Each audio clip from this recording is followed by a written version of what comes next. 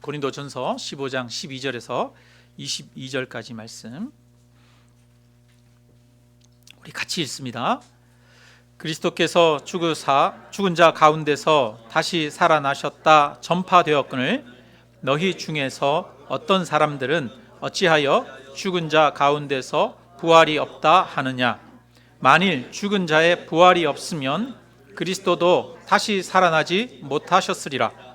그리스도께서 만일 다시 살아나지 못하셨으면 우리가 전파하는 것도 헛것이요 또 너희 믿음도 헛것이며 또 우리가 하나님의 거짓 증인으로 발견되리니 우리가 하나님이 그리스도를 다시 살리셨다고 증언하였음이라.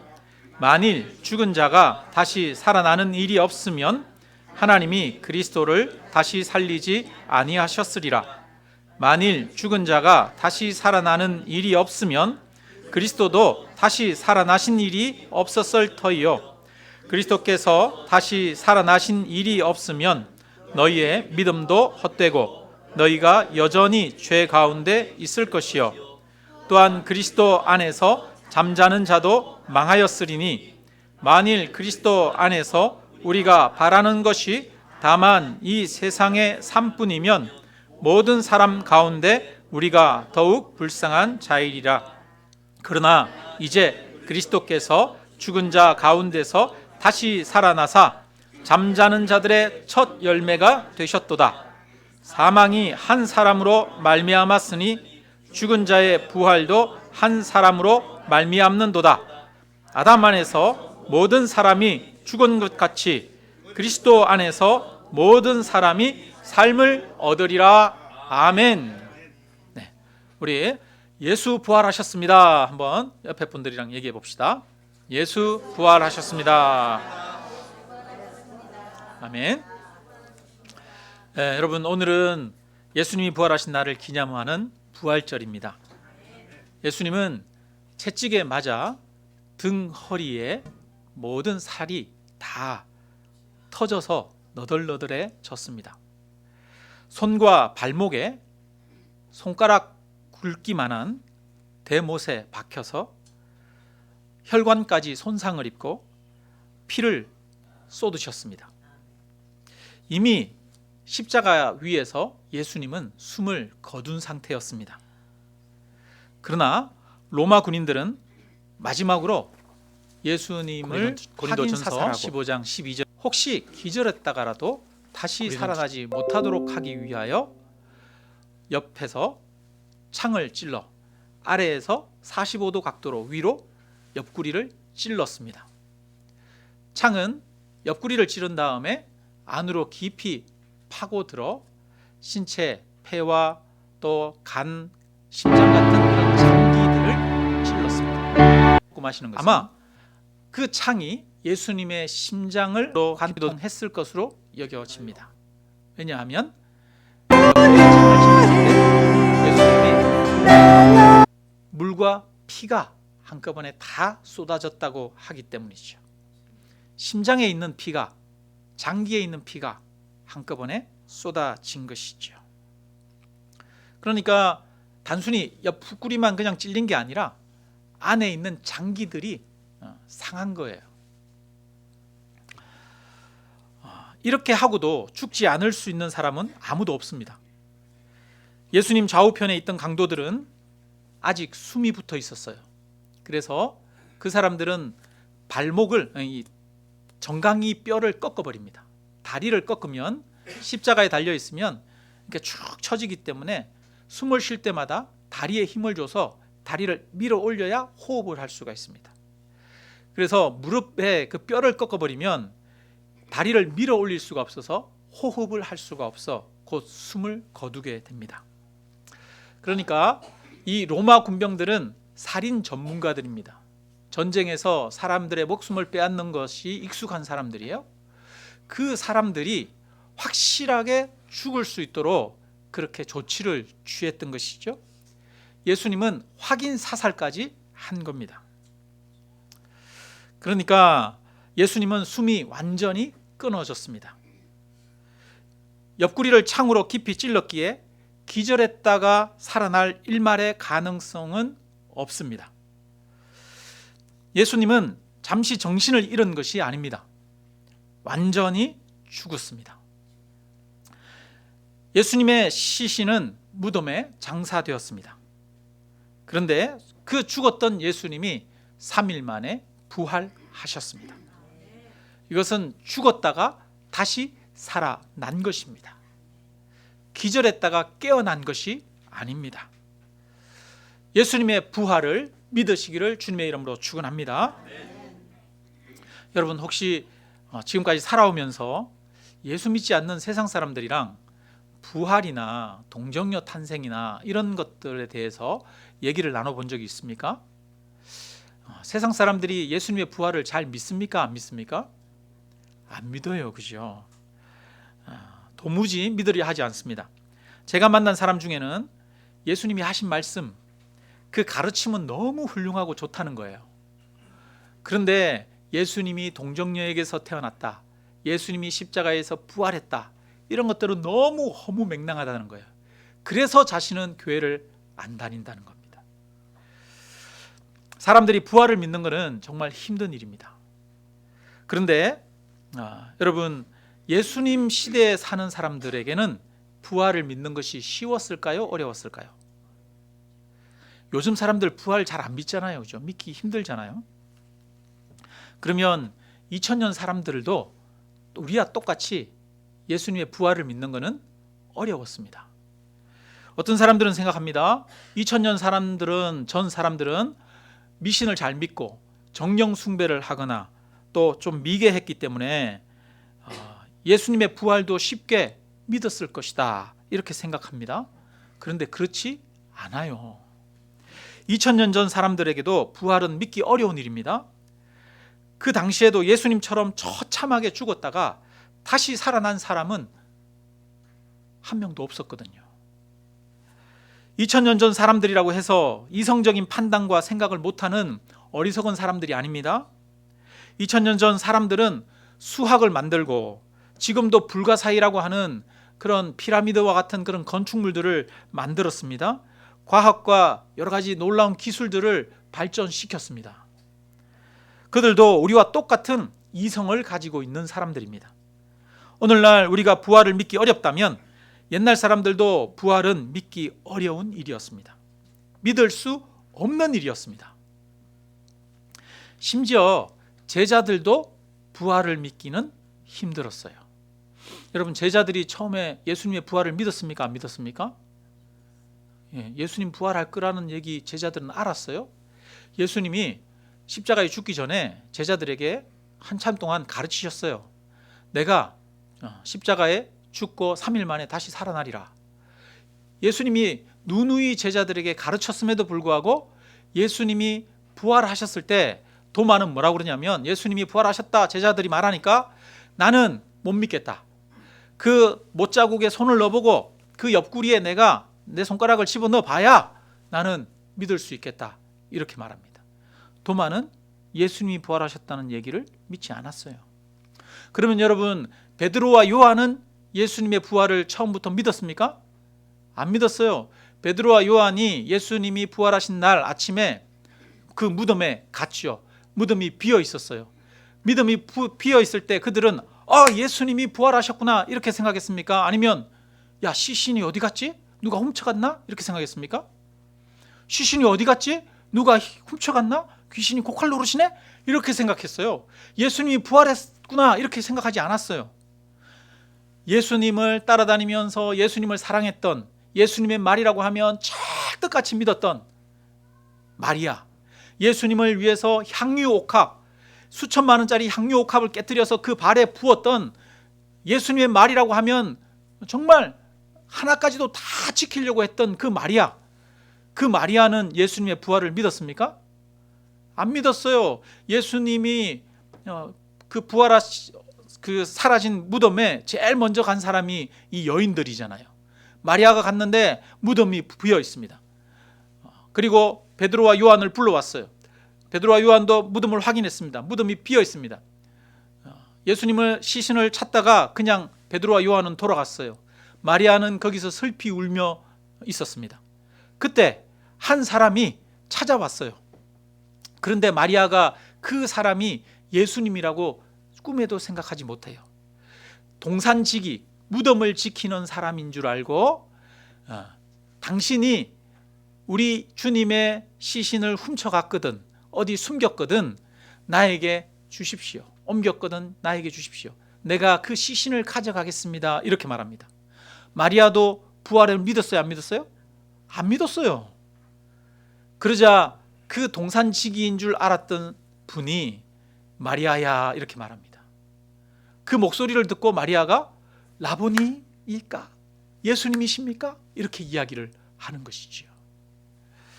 그러니까 처음에 아무도 부활을 믿지 않았어요. 도마만 믿지 않은 것이 아닙니다. 부활을 믿는 것은 2000년 전 사람들에게도, 또 부활할 것이라고 하는 이야기를 이전부터 오랫동안 들었던 제자들에게도 믿을 수 없는 사건이었어요. 그래서 오늘 우리가 읽은 본문 12절에는 이렇게 말합니다. 그리스도께서 죽은 자 가운데서 다시 살아나셨다 전파되었거늘 너희 중에서 어떤 사람들은 어찌하여 죽은 자 가운데서 부활이 없다 하느냐 이렇게 말합니다. 오늘 이 고린도 전서는 어디에다가 쓴 편지입니까? 고린도 교회에다가 편지를 쓴 거예요. 그런데 그 고린도 교회에다가 쓴 편지에 너희 중에 어떤 사람들은 어찌하여 죽은 자 가운데 부활이 없다 하느냐 이렇게 말해요. 그러면 교회 다니는 성도들 중에 부활이 없다 하는 사람이 있었다는 거예요? 없었다는 거예요?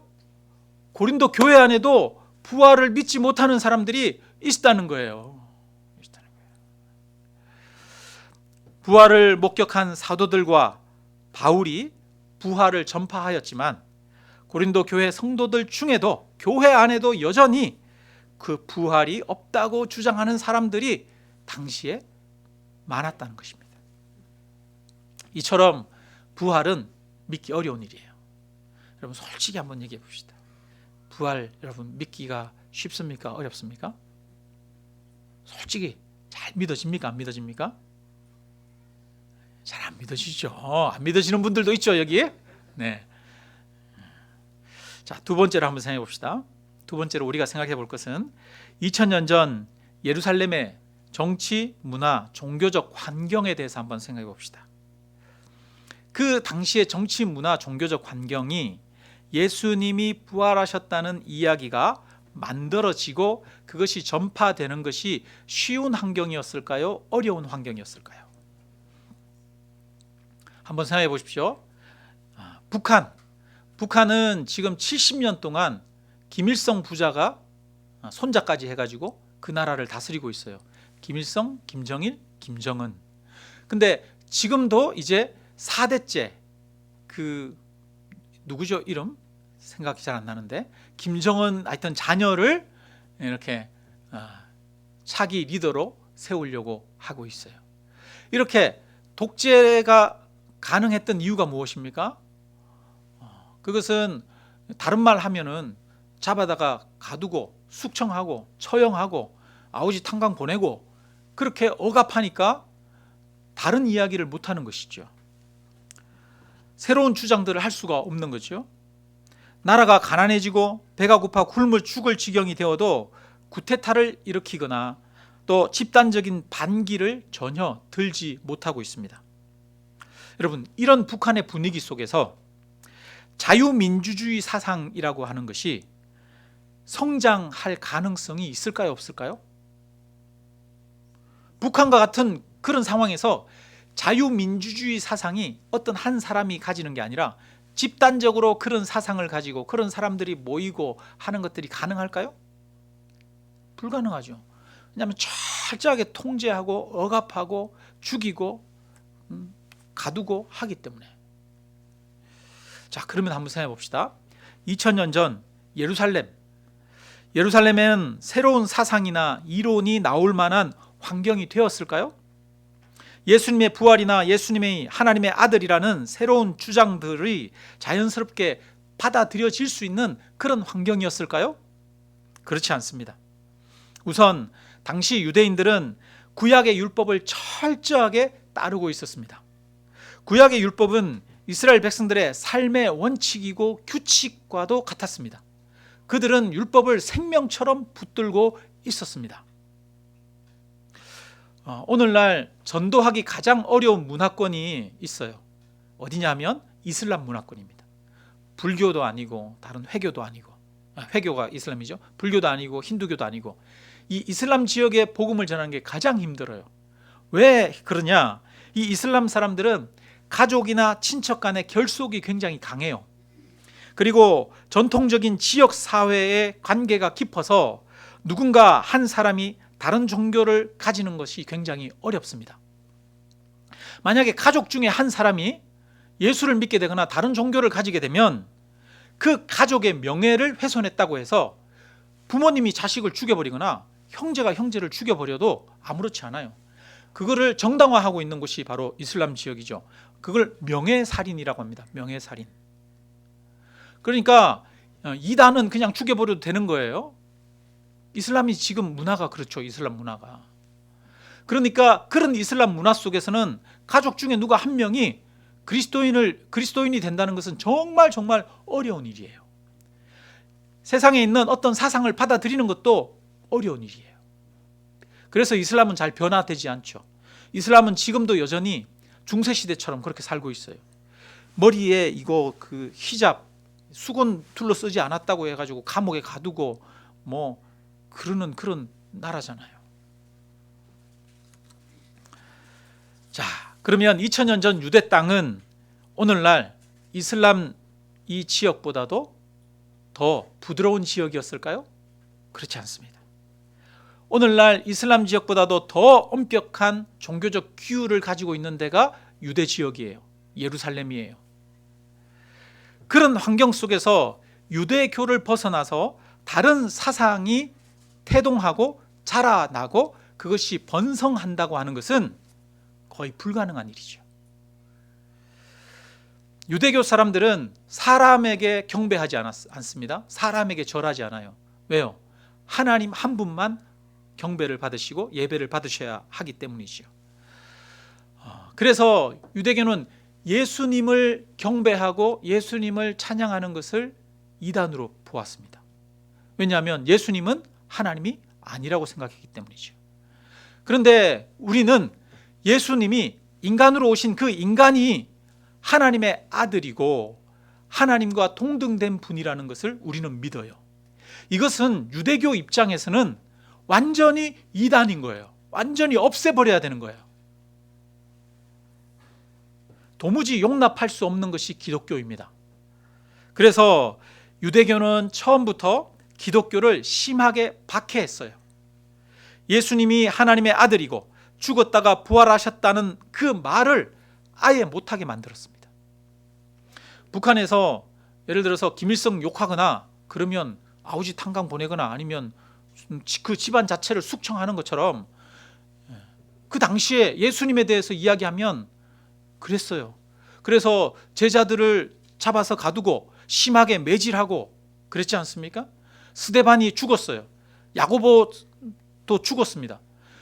예수님의 제자들 12명이 다 그렇게 순교했습니다.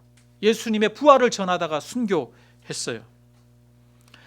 예수님을 전한다는 이유로, 예수님의 이름으로 말한다는 이유로 감옥에 잡아 가두고 그들의 재산을 빼앗고 그들의 사회에서 추방시켜 버렸습니다. 예루살렘 공회는 교회를 잔멸하기 위해 모든 노력을 기울였습니다. 자, 그러면 이 부활이라고 하는 이 사상이 생겨날 가능성이 있어요, 없어요? 없죠, 거의. 그 부활을 근데 이 부활 사상이 새롭게 일어났습니다. 이 말은 지금 북한에서 자유민주주의 사상이 창궐하게 되어졌다라는 것과 같은 그런 이야기죠. 북한에서 자유민주주의 사상이 집단적으로 성장할 수 없는 것처럼 2000년 전 예루살렘도 기독교가 생겨나고 성장할 수 없는 환경이었습니다. 예수님이 십자가에 죽었다가 부활하셨고 그분이 하나님의 아들이라는 이 새로운 가르침이 생겨날 수 없는 환경이라고 하는 거예요. 예수님이 부활하셨다는 소식은 마치 사방 수십 킬로가 다 모래밖에 없는 그 사막과 같은 곳에 꽃이 피어난 것과 같은 거예요. 여러분 한번 생각해 보세요. 사방 수십 킬로가 다 모래예요. 그냥 거기에는 식물이 하나도 자라지 않아요. 그런데 멀찍이서 봤더니 거기에 나무가 딱 자라고 있어요. 주변에 꽃이 피어 있어요. 이 말은 무슨 말이에요? 거기에 뭐가 있다? 오아시스가 있다라는 이야기죠. 예수님의 부활은 그런 거라는 거예요. 사막과 같은 곳에 도저히 피어날 수 없는 곳에서 피어난 사막에 나무가 있으면 반드시 거기에 무엇이 있다는 증거입니까? 물이 있다는 증거죠. 그렇다면 예수 그리스도의 부활과 기독교가 그런 유대교의 환경 속에서 자라나고 그 세상을 변화시켰다는 것은 반드시 그 안에 무엇이 있다는 겁니까? 사람들이 그 부활을 믿을 수밖에 없게 만드는 요소가 있다는 거예요. 부활은 사람들이 거짓으로 만들어내고 꾸며낸 것이 아니라 부활은 목숨 걸고 전한 사실이라고 하는 거예요. 사람들이 한두 명이 거짓말을 하고 한두 명이 만들어내서 지어낸 말이 그렇게 성장할 수가 없죠. 그렇게 성장할 수 없는 환경이에요. 이것은 바로 이 부활을 전하기 위해 제자들이 목숨을 걸고 이 부활의 소식을 전파했기 때문입니다. 수많은 사람들이 예수님의 부활을 전하기 위해서 생명을 걸었습니다. 고린도 후서에 보면 바울은 이렇게 말해요. 그들이 그리스도의 일꾼이냐? 정신없는 말을 하거니와 나는 더욱 그러하도다. 내가 수고를 넘치도록 하고 옥에 갇히기도 더 많이 하고 매도 수없이 맞고 여러 번 죽을 뻔하였으니 유대인들에게 40에 하나 감한 매를 5번 맞았으며 3번 태장으로 맞고 1번 돌로 맞고 3번 파선하고 일주야를 깊은 바다에서 지냈으며 여러 번 여행하면서 강의 위험과 강도의 위험과 동족의 위험과 이방인의 위험과 시내의 위험과 광야의 위험과 바다의 위험과 거짓 형제 중의 위협을 당하고 또 수고하며 애쓰고 여러 번 자지 못하고 줄이며 목마르고 여러 번 굶고 춥고 헐벗었노라. 여러분, 바울이 당한 이 고난은 우리가 상상할 수 없는 그런 고난입니다. 매를 맞았는데 40에 감한 매를 5번이나 맞았대요.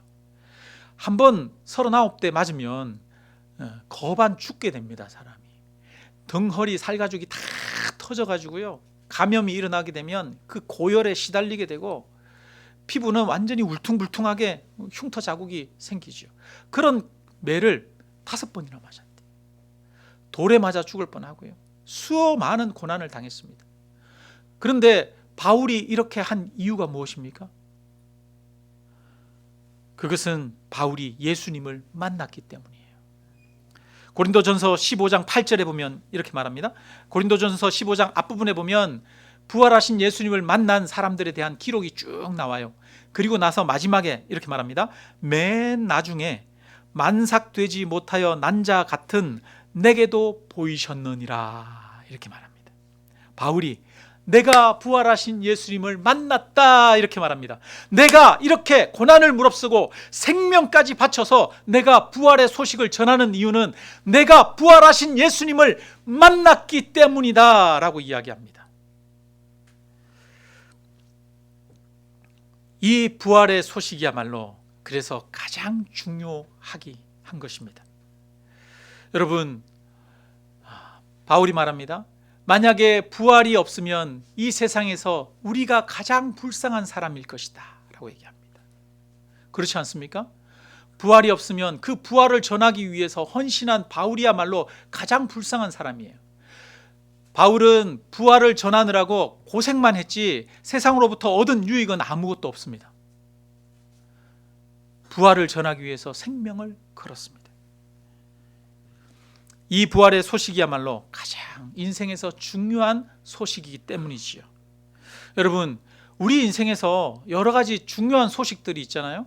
우리가 기다리는 소식들도 있죠. 뭐 자녀가 취업했다라든가 자녀가 합격했다라든가 이런 소식 우리는 기대하고 기다리지 않습니까? 저는 제 자녀가 여자친구 생기기를 기다리고 있는데요. 여러 가지 우리는 그런 좋은 소식을 기다리잖아요. 그런데 세상에 있는 소식 중에 가장 좋은 소식이 무엇입니까?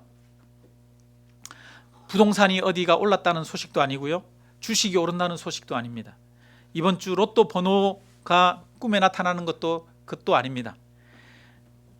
인생에서 가장 중요한 소식은 부활의 소식입니다.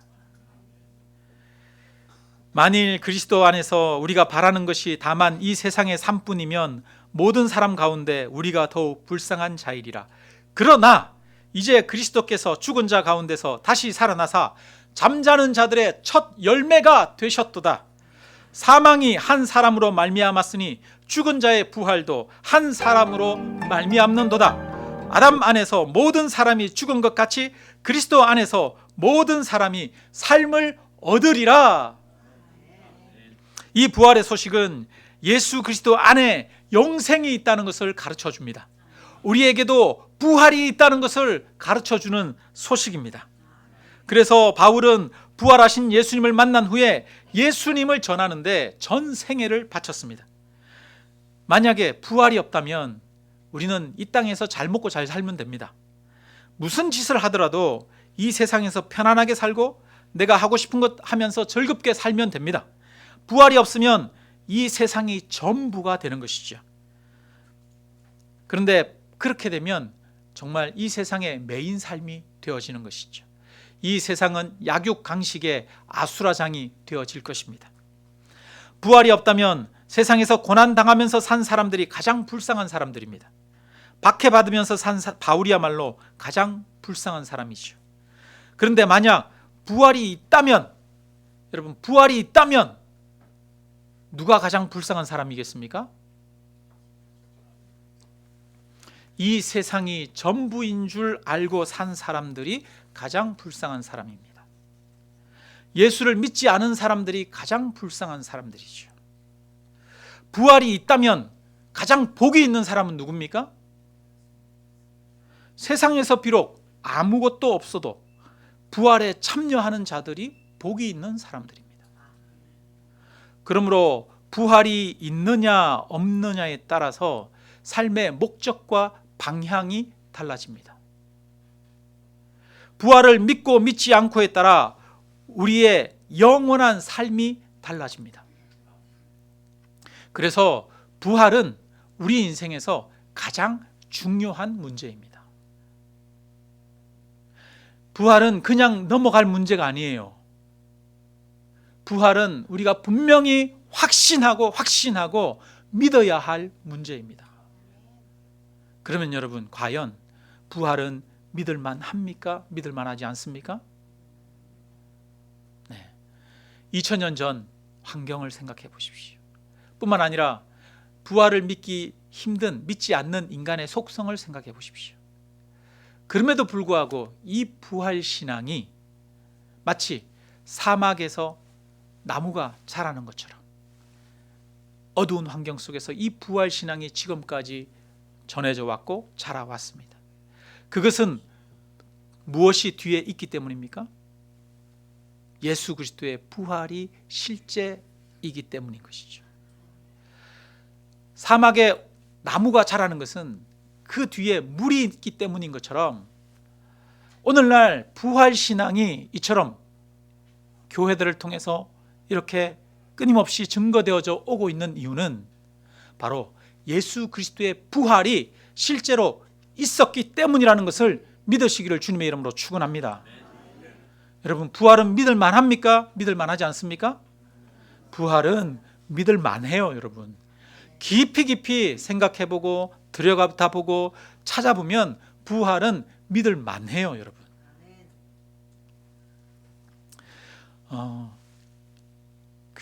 예수님의 부활에 대해서 부정하기 위해서, 예수님은 거짓이다라고 하는 것을 증명하기 위해서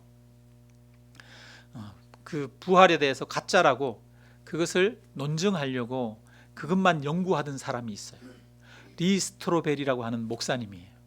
그래서 부활이 거짓말이다, 만들어낸 말이다. 그래서 고대 근동의 여러 신화나 이런 것들을 다 비교하면서 그렇게 해가지고 부활은 가짜다 이렇게 하려고 연구했는데, 그가 연구하면 연구할수록 부활은 너무나 신빙성이 있는 것이다 결론을 내렸어요. 그래서 원래는 그가 기자 출신이었어요.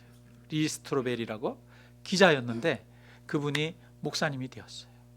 그래서 부활과 관련된 예수는 역사다라고 하는 그런 책들을 많이 써내고 있습니다. 여러분, 부활은 확실한 사실임을 믿으시기를 바랍니다. 그리고 이 부활이 있느냐 없느냐는 우리 인생에 있어서 가장 중요한 문제입니다. 부활신앙은 우리에게 영원한 천국의 복만을 주는 것이 아닙니다. 부활신앙은 지금 살아가는 이 땅의 삶을 행복하게 살아갈 수 있게 합니다. 우리가 살아가는 이 세상, 여러분, 항상 우리의 뜻대로 되지는 않습니다. 어떤 때는 몸이 아프기도 하고, 때로는 가난하기도 하고, 때로는 실패하기도 합니다. 여러분, 우리는 언젠가는 다 몸 아프고 힘들 때가 우리에게 닥쳐오잖아요. 여러분, 그때 나는 없을 것 같지만 그렇지 않지 않습니까? 세상에 아무런 희망이 없다, 세상에 아무런 소망이 없다, 그렇게 느낄 때가 우리에게 곧 닥칠 것입니다. 그럴 때 우리는 무슨 낙으로 이 세상을 살아갈 수 있습니까? 부활이 없다면, 세상에 낙이 아무것도 없을 때, 그럴 때 이 세상을 살아갈 힘이 없어지는 것이죠. 그러나 세상에 아무런 소망이 없어도 부활이 있음을 믿는 자는 지금 이 땅에서 사는 삶 가운데 고난이 있고 아픔이 있고 눈물이 있고 탄식이 있어도 그 가운데서도 한편으로는 감사하며 한편으로는 소망 가운데 살아갈 수 있게 되어지는 것입니다. 부활신앙은 단순히 저 천국에 가기 위한 것만이 아닙니다. 부활신앙은 이 세상을 이겨내기 위한 위대한 힘입니다. 부활신앙을 가진 사람만이 지금 이 세상 속에서도 참된 행복을 발견하면서 감사와 기쁨 가운데 살아갈 수 있습니다. 삶의 참된 의미와 가치를 발견하면서 올바르고 의로운 삶을 살 수가 있는 것이죠. 부활의 신앙을 가지고 있는 사람만이 이 세상에서 사랑하며 손해보고 용서하고 내 것을 내어주는 삶을 살 수 있고 정의를 구하는 삶을 살 수가 있는 것이죠. 이 세상만 삶을 바라보면서 사는 사람은 이기적으로 살아갈 수밖에 없어요. 여러분, 예수님의 부활은 확실합니다. 그리고 이 예수님의 부활을 믿는 것은 우리로 하여금 이 땅에서 아름다운 삶을 살 수 있는 힘을 주고 뿐만 아니라 우리에게 영원한 천국을 주는 줄로 믿으시기를 주님의 이름으로 축원합니다. 이 부활의 신앙을 굳게 붙들고 나아가는 저와 여러분 되시길 주님의 이름으로 다시 한번 축원합니다.